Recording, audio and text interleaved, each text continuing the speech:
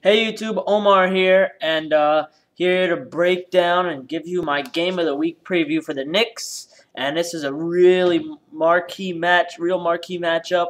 Um, in in an interconference battle as the 5-0 Knicks right now, undefeated, travel to San Antonio to take on the 7-1 Spurs.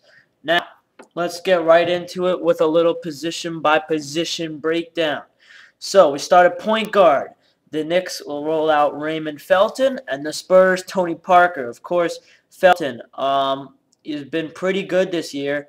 At times a little bit erratic and a little bit out of control, and kind of looks like a 20-year-old out there playing sometimes, just a little too quick sometimes and out ahead of the rest of the team. But for the most part, he's done a good job this year, good assist totals, and can score really in bunches and definitely provide some scoring in the point guard spot. Of course, Tony Parker, the veteran, averaging 13.6 points per game. By the way, Felton averaging 14 points a game. Parker's always dangerous. He had that not buzzer beater, but the game-winning shot, I believe, I want to say against the Thunder, but I'm not really sure. Maybe it was against somebody else. And the Spurs are coming off last night a hard-fought win against the Lakers, by the way. So, at shooting guard, Jason Kidd, 7.6 points a game, but that hasn't been the story. He did, I believe, come in the last night. I don't think he turned the ball over last night, so let's just assume he didn't. 5 games, 1 turnover, and this guy passes the ball. Don't get me wrong. It's not like he doesn't pass the ball. He's been great this year, all that we could have asked for when we signed him to the contract in the offseason. I thought he was going to be a backup to Lynn at that time because we still had Lynn, and that's what he signed to be, the backup to Lynn, kind of mentor him. And he's been just what we need at shooting guard this season.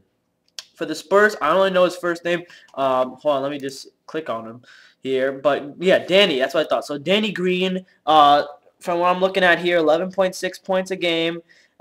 He had the big shot last night against the Lakers. He had a 3 when the Spurs were down by 1 late in the game. Maybe not the right decision to take the 3, but hey, if it goes in, you can never fault it. So apparently he's been pretty good. I don't really watch or follow the Spurs that much, so but it's gonna be a tough test, and I guess we got to guard him on that perimeter because he's not afraid to shoot it.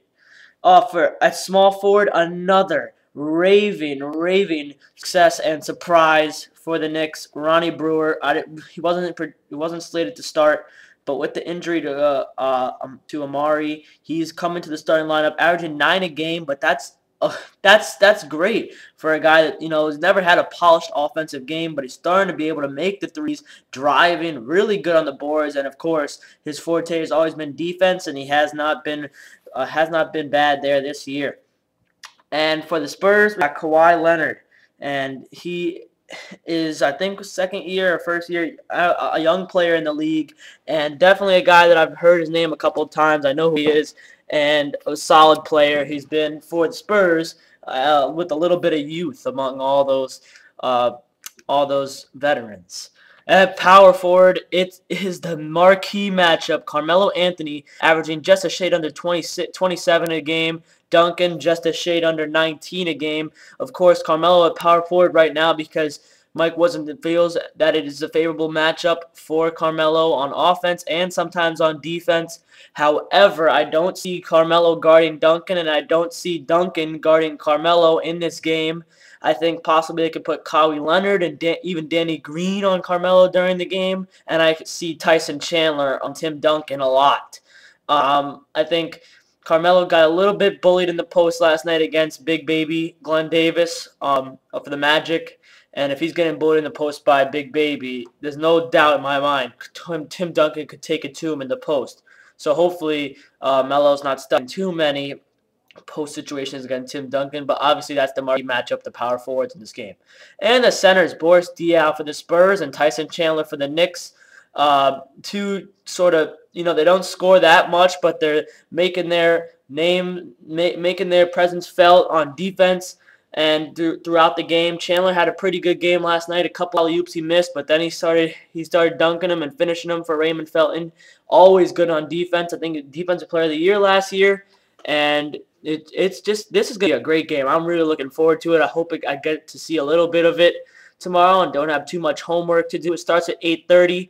I'm not going to really make a prediction, but I will say that this is the toughest test for the Knicks and will be the toughest test this week so far this season for them. And it would be I'd be really happy if they could come out 6-0 after this game. So I'll see you guys later.